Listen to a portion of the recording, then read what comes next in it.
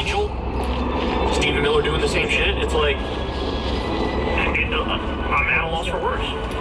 Another eyewitness says that ICE gave the woman contradictory instructions, then aggressively surrounded her vehicle. One told her to leave, then as she complied, another tried to open her car door and told her to get out of it while the killer got in front of her. I think that's right. That happens a lot.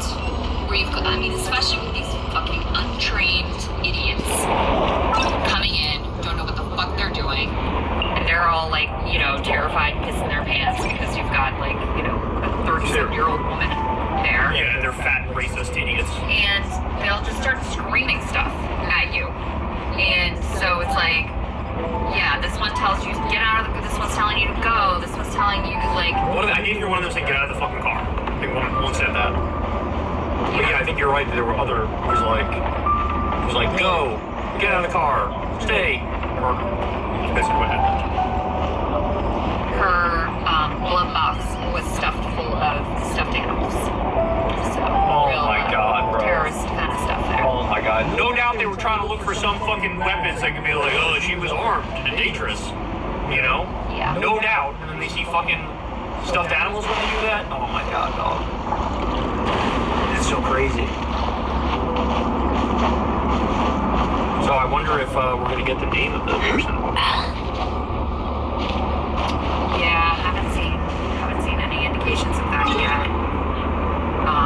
So they're probably just hiding it. They're just hiding it, you know? Yeah, but I mean, I do feel like the internet is gonna figure it out. 100%. Right? 100%. I think so. Yeah. This is totally unconfirmed. Okay, just scrolling Twitter and seeing what pops up here. A source just told me ICE is rushing the ICE agent who committed the murder out of state. Assuming, I guess, that they think Minnesota's going to file charges? I guess so. The state of Minnesota is going to file charges? Yeah, I mean, also probably feeling like this motherfucker is not going to be safe in the state of Minnesota right now. This is what we've been saying, too, is that, like, I don't know why the states and the cities and the localities play ball, because the feds are just, they're not just immune from all laws. So if they start violating the law, you can hold them accountable. And, like, you know, I've been wondering for a while, like, we've seen on camera these ICE agents commit crimes, and, like, they're never fucking arrested. I know. But you can and should start arresting them when they commit crimes like this. If anybody else, forget the fact that it's even on video, put that aside. If anybody else kills somebody, they'd be arrested, and then the process would begin there. It wouldn't be like, you know, you're free to go until we decide in 2 weeks from now whether to file charges. You know what I'm saying? Something else that's interesting, Adam Cochran said innocent officers do not flee the scene. Alice versus United States 1896 establishes that fleeing the scene may be weighed by juries as related to guilt. U.S. versus Serrano 7th Circuit establishes a single officer leaving the scene shows he was not leaving for matters related to safety or an active scene. Illinois versus Wardlow in 2000 establishes that fleeing the scene is relevant evidence suggesting wrongdoing and may be brought forth as such by the prosecution. So the fact that he ran away, fled. Yeah. I mean, again, this is not normal behavior from law enforcement. Like, you would be there, you would, you know, administer first aid, call that. You're in for a little shock. Doctor, doctor, Come a little closer. that's what you would normally do. Instead, he fled the scene. You're in for a little I shock. mean, that looks guilty as fuck. Because it is. Because he knows. Yeah, because he knows he is. So maybe in his attempt to try to save his ass here, he may have fucked himself over a little bit. Yeah. Can you imagine? First of all, it's so crazy that we even have to wonder whether or not he's going to be arrested and there will be charges. That is crazy. Like, that's evidence of fame of the country right here. In fact, but the other part of it is, then you start thinking back, and it's like, you know, when they beat Rodney King's ass on fucking camera, and they got all to do with that, you know what I'm saying? And you wonder, like, maybe those charges would do to make out innocent, or not guilty, and then, like, you know, you're begging for, like, civil unrest because people realize that the government doesn't represent us. The government doesn't represent us. It's just incredible. It really is. Yeah, it really is. I mean, like, you expect it from Trump, but for the President of the United States, like, just imagine it's Barack Obama. Oh my God, You know, just jumping right in, you know,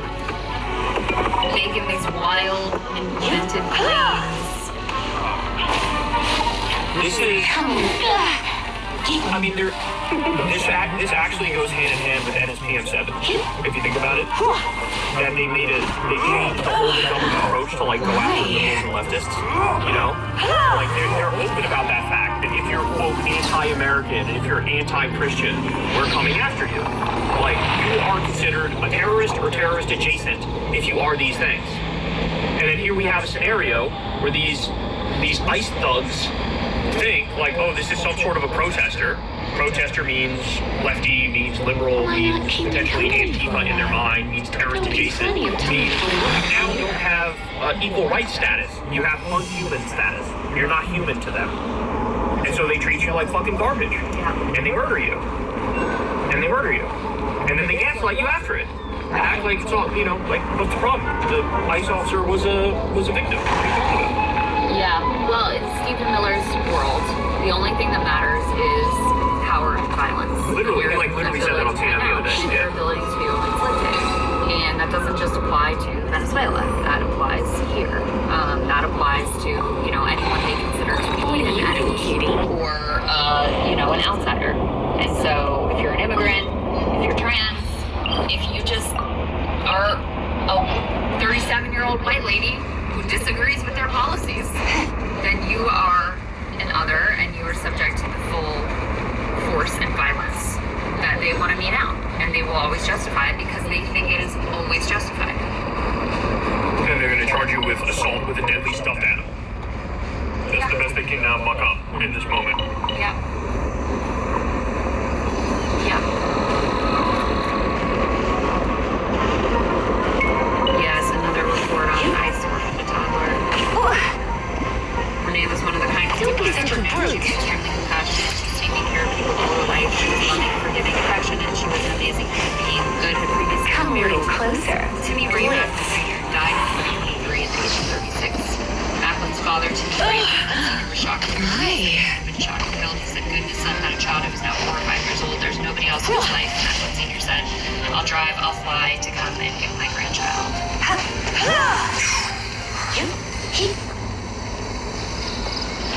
Do you think it changes people's perception of it that this was a woman? Do you think it changes people's perception? No, I think You that think it'll make people You're in for a little biased shock. against the act of like a woman? maybe. Because like when you look at like crime statistics, I mean it's like literally what, over 90%? I mean, did you find? Yeah. So it just sounds even more preposterous to argue that some 37-year-old woman. Come a little I mean, closer. for their core believers, right? They bought into the whole like violent Antifa, terrorist, Trantifa, or whatever. They bought into that. They considered it to be too much leftist large network. That she was probably some violent criminal terrorist building bombs in her basement or whatever. For them, I don't think it matters. They are more likely to fixate the fact that she was like in a same-sex partnership and had pink hair, you know. But for your normie person, yeah, I mean, given the level of racism in this country, it would definitely be perceived differently by many people if it was a man, for sure. And if it was, if it was an undocumented immigrant, fucking forget about it, you know. Totally. Yeah, that's so true. They'd be like, well, shouldn't have been here. Shouldn't have been in this country. Don't want to get shot. Don't come here illegally.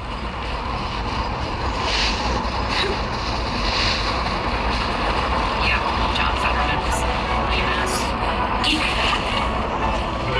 Which dude, I saw what he said. He did one of English. I was like, He was like, were you actually just like bring that up? Come a little closer. The thing. yeah, well, yes. Is that the one you're looking at, or is that this one? Oh, Yeah, oh, Manu God. Raju asked the mayor that I should get the amount. Fetterman said, let's everybody turn the temperature down. How about tell the motherfucker who murdered an innocent person to turn the temperature down, you fat bitch? Fuck this guy, man. Like, just retire. Just retire. Don't be such a brute. Fucking world's worst dad, too. Didn't he have like a mental breakdown on his kid's birthday? Right? Didn't he like, yeah, it was like his kid's birthday and he makes it all about himself and fucking has a mental breakdown. I mean, I think the other thing to keep in mind is, like, why is ICE even in Minneapolis right now? It's all because of this slopaganda video from Nick Shirley. Racist targeting of Somalis. Again, to speak to the complete alternate reality. That gets elevated on the inside by JDS all the way up to the president of the United States. So based on this completely fake bullshit video, they searched 2,000 ICE and other federal agents in the city of Minneapolis. Just this morning, I think it was, the DHS tweeted out, "Good morning, Minneapolis." And then here we are. So like, the very reason that they're in the city to begin with is based on, you know, your like totally fabricated. You're in for a little shock. You're in a by this absolute idiot, monster idiot. And I don't know where the way that guy used to look and then that sets off the chain of events that gets us to this murder. Yeah, the right-wing postmodernism is only going to get worse too. Because now with AI being as advanced as it is, you already saw this the other day when they had these goofy-ass fake videos of like crying protesters who were overwhelming joy that Maduro got overturned. And come to find out, a lot of the videos were totally fake and AI created, ones of like grandmas crying and shit like that. Oh yeah. That was totally fucking fake. And there were other videos that were from 2 fucking years ago. There was another video that was from Buenos Aires. There's another video that was people in Miami celebrating. So they just lied. They just lied. And they were tweeting it like, "I'm tearing up watching this. Venezuelans so happy in Caracas because Maduro was overthrown." And like, I'm talking about millions of views on these tweets. You know, hundreds of thousands of likes on these tweets. Complete AI slop. But it fed their dumbass narrative, so I'm sure a lot of people fucking swallowed it whole. And that's exactly, you know, it reminds me of Trump. Remember when Trump in like 2016, before he became president, he shared these like fake crime statistics, where it was from like a literal government agency in the US that doesn't exist. Oh my god. And he tweeted that out. And that was like one of the first instances of like actual post-truth world, just right-wing postmodernist world, where he can make up some shit, create a narrative, and just run with it. And then now we're at the point where they're so high on their own supply that when it's pointed out, there was a time in the past where when it's pointed out, it was pointed out by everybody that, hey, that's actually not right. There was enough minority back in the day where it'd be like, okay, yeah, we got this really drawn on that, whatever, right? And now we're at the point where even if everybody says that's not true, and here's the evidence saying you're wrong, and here's why it's wrong, and here's the correct shit, there's no guarantee these people go, oh, okay. There's no guarantee. They can still just be like, no, I'm just going to insist this is true. I'm just going to insist this is real. And that's what you're seeing. Eventually, that's what Trump's statement was. It's a statement of, I don't actually care what happened. And I'm going to spin this in my unique Trumpian way to pretend like the guy who committed murder is innocent. And the one who is dead now is the perpetrator. He's the criminal. And so, like you said, I don't know how to fix this. Other than to do a fucking national force and get these people the fuck out of my country. And even that's not perfect, because when you do a national war, it's not like it becomes 100% left-wing on one side and everybody on the other side. Even then, it's like, what, a 60-40 proposition? 65-35 proposition, something like that? Exactly. There is no answer. There's no clean answer. But, I mean, this is like an existential battle. You know what I'm saying? This is an existential battle for this country and for reality. And for empathy and all basic fucking standard small d democratic values that we've been taught, liberal values that we've been taught. Like, be humble, be honest, be truthful, care about other people, you know, try to be fair and equitable and just, you know? I should have stayed home. Freedom is good, liberty is good, like these things, like now, there's an all-out assault on all of that, and we're led by, like, as Rocco likes to say, the Epstein class. We're led by these, like, pedophile, rapist, war criminals who are only interested in greed and self-aggrandizement and careerism and power and money, and it's atrocious. It's fucking atrocious.